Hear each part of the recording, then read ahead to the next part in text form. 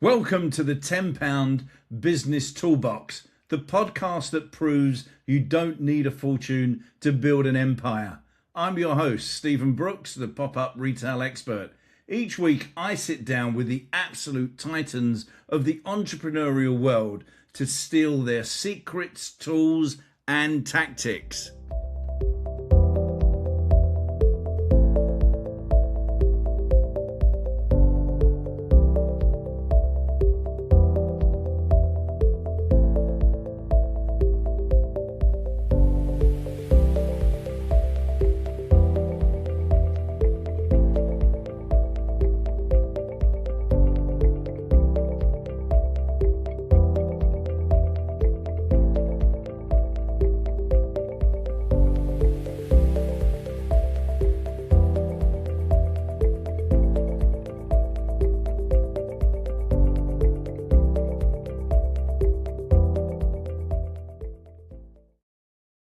Hi, this is Steve Brooks. Welcome to the Business Toolbox podcast. My guest today is Jaiye Cordery, who is the founder of reThink Your Perspective, a productivity coach.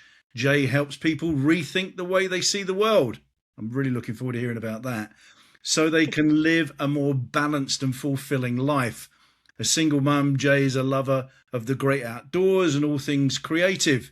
She enjoys walking bare feet and sharing the simple insights that people often notice, the silver linings that make life worth living. With a background in environmental sciences, child minding and classroom teaching, Jaiye uses a range of practical approaches to meet people where they are. She believes there is no one-size-fits-all person, which is why her coaching is always tailored to the individual. Jaiye, thank you so much for joining me on the podcast today. I want to just dive straight in. Tell me about how reThink Your Perspective began, and what was your motivation for starting the business? Well, it goes back to when I started being a teacher. So I only qualified as a teacher in 2019, did about 6 months on a maternity, and then of course good old COVID hit. Luckily I counted as a key worker, so I was able to keep working, keep being paid, didn't have any of that issues. But by the end of COVID, things started spiraling a little bit quickly, too far down. I ended up burnt out on gardening leave, and it just didn't feel like that should be life. Life didn't feel like it should be, you're born, you go to school, you get good grades, you get a good job, you work the job for 40, 50 years, and then you retire and maybe have a few years to enjoy yourself. It didn't stick. And obviously, because I was burnt out, and you're overthinking, because teachers are very good at overthinking. What about the children? Like that lady in The Simpsons always says, What about the children? It plays on your mind. So you doom scroll at 3 o'clock in the morning because you can't sleep, which is the worst thing you can do, but we're human, it happens. And I came across personal development and all of these messages that basically said, you can be or do or have anything you want, you just have to make the decision that you want it. And I was like, that's interesting. So I went down that rabbit hole instead. And what I found was that most of us are so stressed all the time because we're trying to control something we can't control, and that's our time. So reThink was born out of that, because if you rethink your perspective, the whole world looks very different. Right. And I managed to go from burnt out, stressed, really miserable to being actually quite upbeat within probably about 2 or 3 weeks. Nothing changed in my world. I was still on gardening leave. I still didn't want to teach. I still had things going on in my personal life that, weren't great. But the world looked brighter because I chose to make it look brighter. I chose to look for the silver linings and start to shift things around. And just that simple shift in perspective was enough to make me feel so much better. So reThink came out of that. It's a fantastic journey. Thank you for sharing that. That's all right. Obviously, everything pointed towards personal development when you were looking for a solution or a way out, I think is the way that you expressed it just then. Who were those personal development inspirations for you? I mean, obviously, you've got the the big guys like, you know, Tony Robbins and so Hmm. on. But who were yours? For me, it was books. Okay. So I got involved with the Proctor Gallagher Institute. So Bob Proctor and Sandy Yeah. Gallagher, Yeah. who I still do affiliate stuff for. And within their Thinking into Results program, names in books came out such as Napoleon Hill, the Yeah. Think and Grow Rich book, Sure. Maxwell Maltz, Psycho-Cybernetics, which he was that's one of my favorites because he was a plastic surgeon, but he realized that it didn't matter what he did to somebody's appearance. If they didn't change how they thought about themselves, it didn't make any difference. So there's examples in the book. There was this guy that came in with really bad disfigurement on his face, Okay. and Maxwell Maltz fixed it, made him look like he used to look, but the guy still acted like he was fully disfigured because he couldn't see the difference in his head. He'd been in that disfigurement for so long, he couldn't pull himself out of it. Right. So books like that were really good. I'll turn around and have a look, make sure I list all the other ones. So yeah, Ant Middleton, very, very lovely, amazing books with the stuff that he's gone through with mindset and resilience as well. I also listen to a lot of Art Jonak and a guy called Wes Linden, who does a lot of the mastermind stuff for the network marketing companies. So it was all just that sort of thing where it was just see the world differently and the world changes. And then I kind of went down the whole, you know, the daily quotes that you get. So my favorite quote is by C.S. Lewis. And I can never remember the exact words, but the idea of it is basically that you can't go back and change the beginning. So you can't change anything that's happened before. Yeah. But you can start in the middle and change the ending. I love that. Yeah. So Fabulous. I was very fortunate a number of years back to actually bump in, and I do literally mean bump in to Bob Proctor. oh, cool. Who's an incredibly tall man. I mean, he must have been 6'3", 6'4", in a hotel in LA. Literally was checking into the hotel, turned around, and this giant of a man was stood behind me, and we chatted for 5 minutes. And it's 5 minutes that I value so much in my life. It's quite incredible. So thank you for talking about that. Now, we send out everybody a kind of, you know, what sort of things do you want to talk about when you come on the podcast? And I'm always interested because we get, you know, various different things. And one of the things that Jay's wants to kind of, can I say, bust the myth about? You can. is time management. And this has been something that's, I think I'm about to say, haunted me most of my working career. So what's your take on it, Jay? I'm eager to hear this.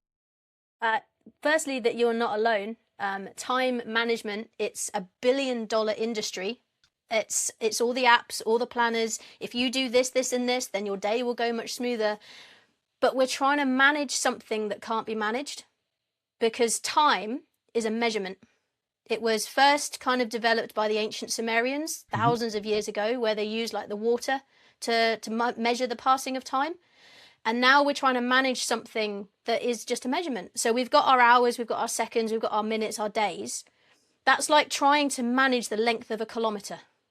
A length of a kilometre is a set thing. You cannot change it, you cannot extend it, you cannot shorten it. And time's the same. A minute lasts a minute, a second lasts a second, an hour is an hour. But it's what you do within that time that makes the difference. Because like a millionaire or billionaire has got the same 24 hours in a day as a homeless person. Yes. But it's what they're doing with those hours that make the difference. And that's what I'm trying to bust the myth of, because it's like I said at the beginning, it's the whole, we get stressed when we try and control the uncontrollables. And time is the biggest thing we cannot control. It passes regardless of what we do. We only have a set amount of it. None of us know how much time we have. But that time is all the time we have. You can't add it, you can't steal it, you can't borrow it, you can't buy it or give it to anyone else. It is what it is. And that's the myth I'm trying to bust. So within that busting, what are your what's the direction you're sending people down? I'm a list maker, Hmm. right? And always, do the hard things on the list first, Yep. because that frees up the rest of the day. Time is Yep. only as long as time is. I get that.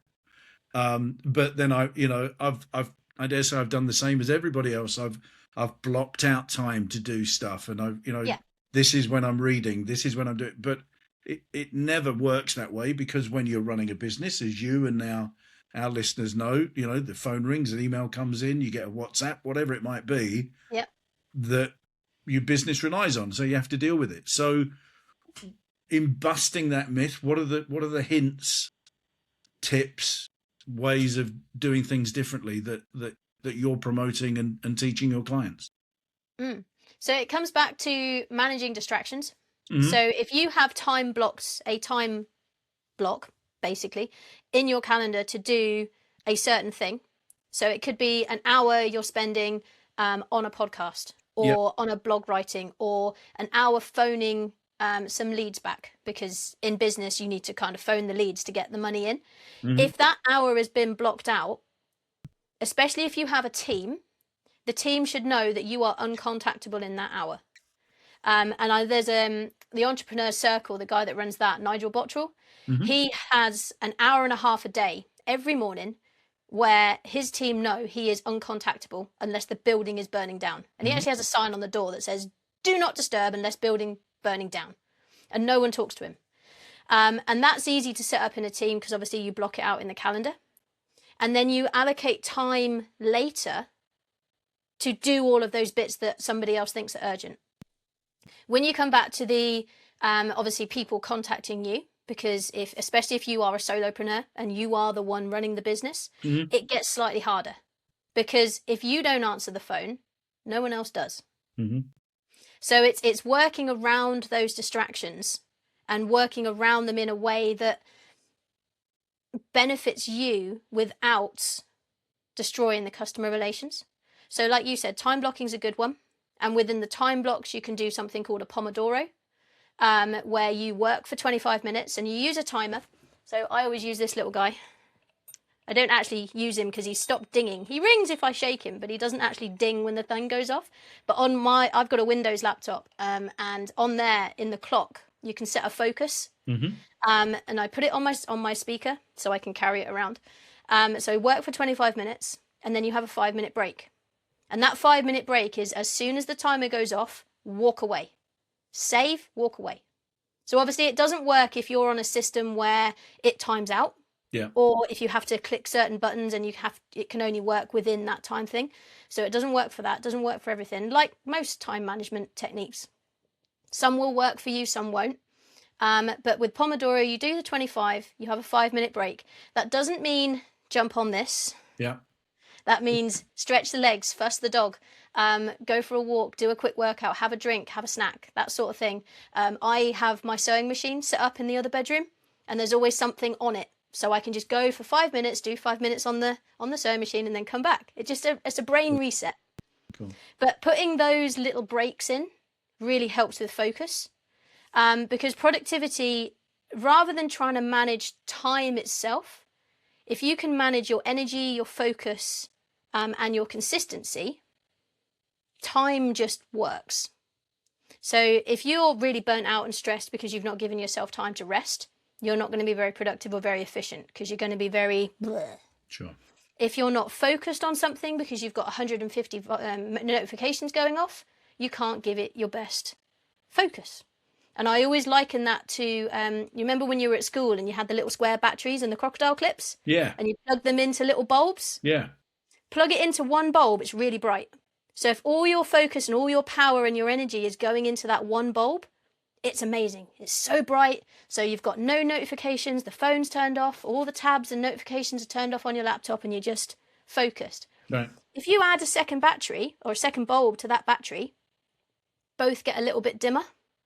If you add a third, fourth, fifth, eventually you're going to get to the point where none of them are lit. Exactly. And you're still trying to burn yourself out. The battery's still on, but nothing's lit. Yeah.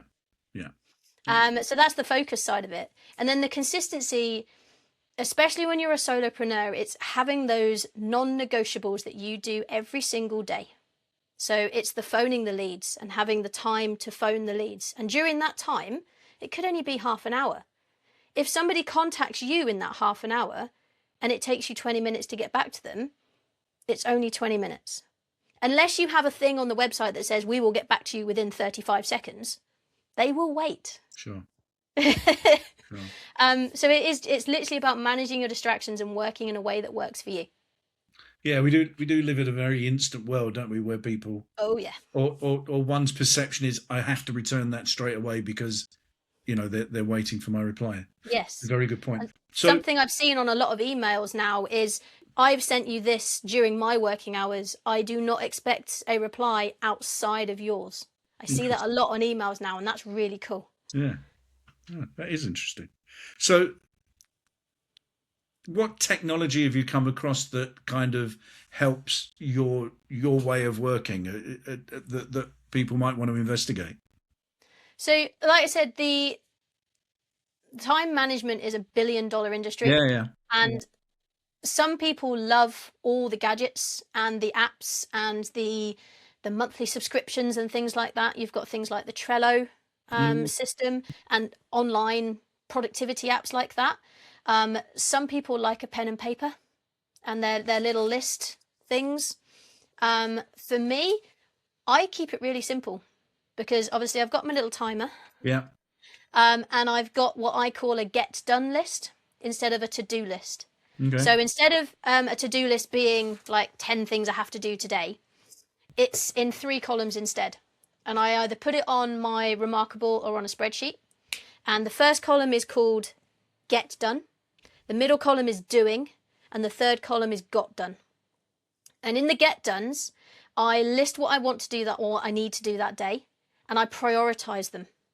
So the most important thing that is going to move the needle and make the biggest difference, not check the emails, not do the admin, Sure. It's the thing that makes the difference to the business. That gets done first. So this morning has been writing my blog for next week. That's the biggest thing on a Tuesday that moves the needle. I write the blogs on a Tuesday. Other days it could be phone the leads, or if you're a salesman, phone back the list or whatever. But you write the list, you prioritize it. Usually no more than 6 things go on it, unless they're small. Interesting. But each time you're working on something, it goes into doing, and you actually physically drag it. So you can do it on like a whiteboard where you just move it across on like a little sticky note or something. And then you only focus on doing. So that battery and that bulb analogy, that's what you're focused on in that moment. The rest of the list is still there. It's not going anywhere. Sure. So you can't forget it. And then when you've done it, it moves into got done. And then you move on to the next. And the idea is to have no more than 1 or 2 things in the doing column at any one time. And that could be because you're waiting for something to upload while you move on to something else. Or you've sent a report to someone else to finalize or something to come back to you. So you can do something else while you're waiting on that. Mm-hmm. And at the end of the day, you have a nice long list of got dones. And then what I like to do is when I've got something done, I put a little piece of coloured paper or a paper clip in a jar. And on days when I'm feeling really unproductive and like, oh, I've done absolutely nothing today, or this week, what have I actually done this week? I've done all that. And then you give yourself a nice little boost of motivation, a nice little happy feeling that you've got like, oh, actually, I've been really good this week. So instead of spiraling and then thinking, well, I've got all these 100 things to do, I've got all this big long list, but I got all that done. And you can only do what you can do in that moment. So I think the biggest advice I give people is don't beat yourself up when you feel like you haven't got everything done, because you can only get done what you can get done. Yeah. I love that. I mean, that's such a simple way of seeing your productivity. Yep. So let's talk about energy then, because energy plays a huge part in one's productivity, one's focus. Just one sustainability through the day. What tips or how are you keeping your energy levels high? I get 25 minutes, go off, do some sewing, pat the dog, whatever it might be. Yeah, make a cup of tea. but how are you maintaining that level of energy through the day? And that's where it comes into being the individual. Yeah. Because some people will say, work really hard in the morning and then take the rest of the afternoon off. Yeah. Other people like to work in the evening and really struggle first thing in the morning. So you've got Hmm. the early birds and the early birds, the late owls or whatever they're called, and then the permanently exhausted pigeon in the middle. It's trying to find and work out, which is testing and adjusting on an individual level, what works for you. So some people need 8 hours of sleep. Some people survive on 4. Different people, different things. Diet. Some people live on coffee. Like me, this is me, a bouncy energy level. I don't drink caffeine, Okay. so this is not coffee fueled. And I had a fried egg on toast for breakfast, so it's not sugar fueled either by this Okay. time of the day. Right. Other people need the coffee to Hmm. keep going, and that's okay. That works for them. But it is knowing what you need as an individual and allowing yourself the time to do it. Because a lot of the time, when you say no to someone because you're too tired, you're too stacked, your list is too long already, and you say no, you feel really selfish. And what I remind people is that you cannot pour from an empty cup. So if your energy levels and your capability is not high because you've been neglecting the gym trip that really makes you feel energy, or you've been neglecting getting enough sleep, or you've been pushing yourself and pushing and pushing and burning out, and your level in your cup is really low, you can't give your best self to someone else. Hmm. Sure. So everyone suffers. Sure. So if you're that little bit selfish and put yourself first, you can give so much more to other people. And when people get that out of their head that it's selfish to put me first, the whole world becomes a lot nicer. Because Yeah. if we're all at high energy and we can give more to others, surely that's better than just constantly dragging our feet, feeling exhausted, burnt out, and, No, well, absolutely. burning out. Burning out at the moment seems to be a badge of honor, and that's wrong. I totally agree. Actually, in the £10 business toolbox book, it's one of the areas that we cover is that Yeah. there is no honor in working 24/7. Nope. Because life just suffers in every way. Yeah. Like I, my dad says, we're here for a good time, not for a long time. I love that too. There are so many phrases. I should Yeah. be listening to this again and writing all these down because I love them. So listen, I'm old enough to remember, back in the late 80s, early 90s, everybody talking about work-life balance, right? And with the invention of the internet and Mhm. technology, and we were all going to have more time, and for leisure and so on. But the reality to me seems that we've got less time because we've got more demands on us because of Yep. connectivity, and as you say, just we live in an instant world. What are you trying to create with people around a work-life balance? Because I'm a believer. For me, get something done, and there's the reward at the end of it. Mhm. Whether it's go and have 9 holes of golf in the evening, or Yeah. whatever it might be. Yeah, but where are you coming from on that work-life balance? Because it just seems it's like entrepreneurship. It's Mhm. an overworked phrase and word. It is, yeah. Massively. And again, it comes down to the individual. Like you said, your reward at the end of the day, your balance is going and doing the golf. Yeah. For somebody else, it could be having the time in the evening where they can turn off at 5 o'clock and focus on the family rather than coming back at 7 when their kids are in bed. Yeah. It's different for everyone. But it is finding what works for you. So it's, what are the rewards? What are the things that you are working for? So rather than living to work, Mm. why are you working to live for? What is the thing that you're living for? What is the reason that, or the thing that lights your soul up the most? And like I said, everyone's different. So it could be golf, it could be family, it could be time to read, it could be time to travel. If somebody really wants to travel, and just likes travel and jumping around. You see it a lot, especially just before COVID and now just after. There are so many people that work from anywhere. It's Yeah. not work from home, it's Yeah. work from wherever the car's parked. And Yeah. we have the technology to allow us to do that. Like Absolutely. I live in Plymouth, so I can go and sit at the top of Jennycliff Beach with my laptop and my phone and do just as much Yep. as I can sat at my desk in my house. Yeah. Likewise. And that's why I stay self-employed. Because that work-life balance works for me. A lot of people have been saying to me recently, because I'm a single mum, how do you get respite from the child? Does she not go to her the wider family and stuff to give me a break? And I'm like, I don't need a break from my child. I need a break from the housework and the washing up and the laundry and all the rest of it. I need a break from that. Can somebody come and do that while I take the child out? Yeah. And they don't get it. But it's about what is it on this planet that you want to do? And why have we always been told that you go to school, you get good grades, you work in a soulless job where you get 2 days off a week, unless you work in retail or hospitality, and then good luck.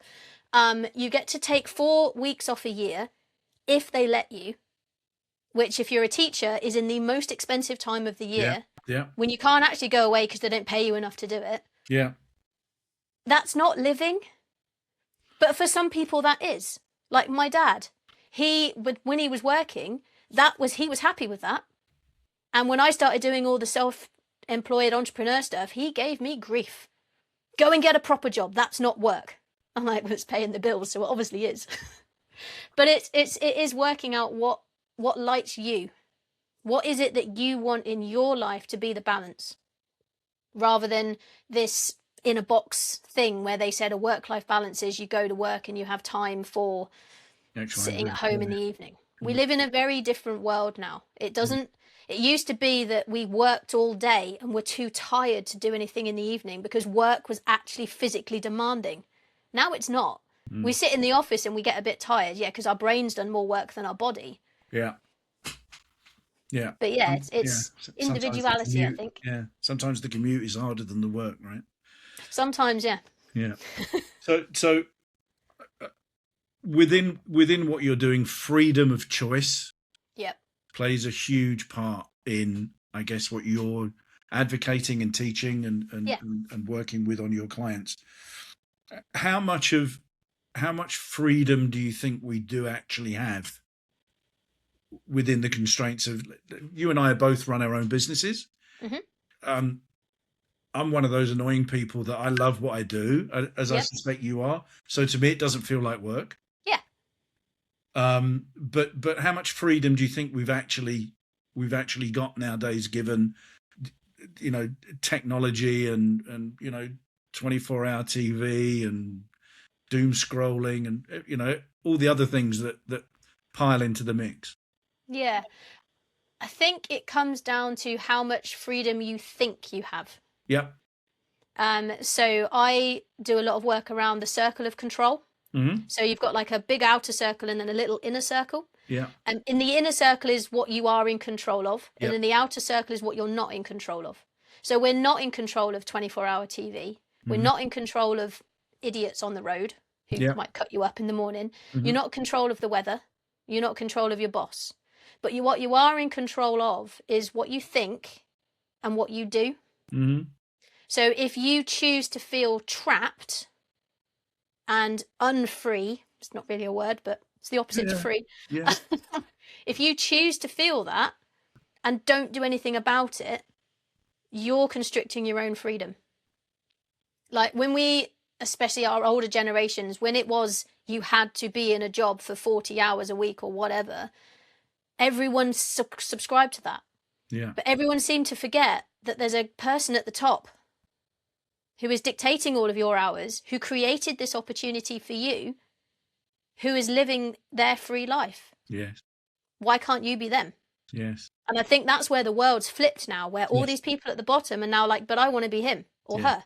Yes. And I can be by starting my own business or doing a freelance network marketing thing or whatever it is. Yeah. So I think freedom is, again, it comes down to what you think and your opinion. Like I personally feel very free in my world because I have the opportunity to choose to go and do stuff. Yeah. Thursday is sports day. I don't need to ask for the day off. I just move my week around. Yeah. And other days might now be very busy and I might have to do something on another day, but I've chosen to do it. People complain about paying taxes is the perfect example that Bob Proctor gave me once. People complain about paying taxes, but taxes and paying them is a choice. Yes. You can choose to pay them and complain. You can choose to not complain, to pay them, not to pay them, and go to prison. Yeah. Still a choice. Yeah. Technically. Yeah. No, absolutely right. Absolutely right. Cool. So I'm interested to know about the podcast and your blog. Just tell us something about that. So every week on my website, I post a blog, and it will be on something to do with productivity or habits or motivation or something like that. Yeah. And then my podcast, it's a very limited version of a podcast, is basically me reading the blog. That works. So I had a few people a while ago who said, I really love what you write, but I haven't got time to read it. So it takes like 7 to 10 minutes, but they are busy people and they have decided they don't have time to read it. So I started recording it and now they listen to it as they drive. Perfect. Love that. So Jay, how can people get hold of you?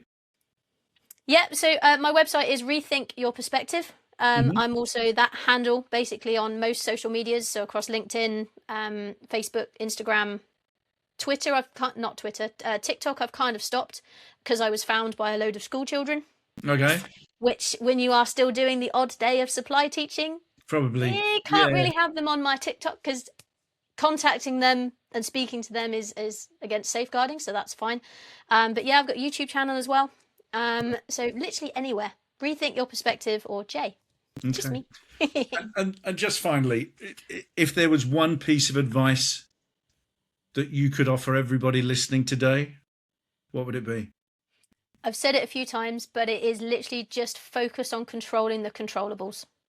If you can't control it, don't let it stress you out.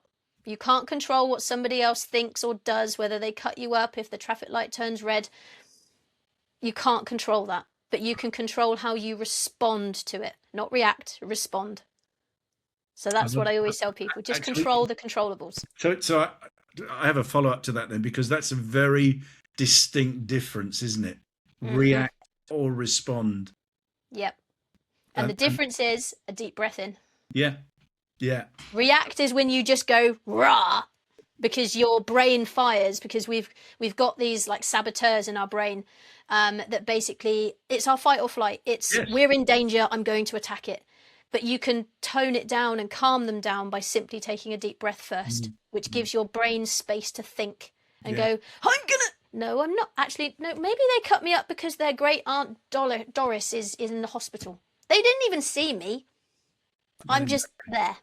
Exactly. Jay Corduroy from Rethink Your Perspective. It's been a delight to have you on. We're both members of something called The Run, the really useful network. And I'd encourage anybody to go and check that out. And I know it's been very valuable for you. And I'm just starting to see the benefits of that. And I'm actually speaking at the Tavistock one in July. I'll be there. I'll make sure I come. It's the second Thursday in July at 5:30 in Tavistock somewhere. Okay, cool. We'll be there. Again, Jay, thank you so much. And you can find Jay, as we said, by looking for Rethink Your Perspective, productivity coach, mum, entrepreneur. Thank you very much indeed. Thank you. It's been fun. That's it for this episode of the £10 Business Toolbox podcast. If you're a founder with a story to share and you want to be a guest on the show, drop me a line at steve@thepopupexpert.com. Don't forget to hit the follow and subscribe so you never miss an episode.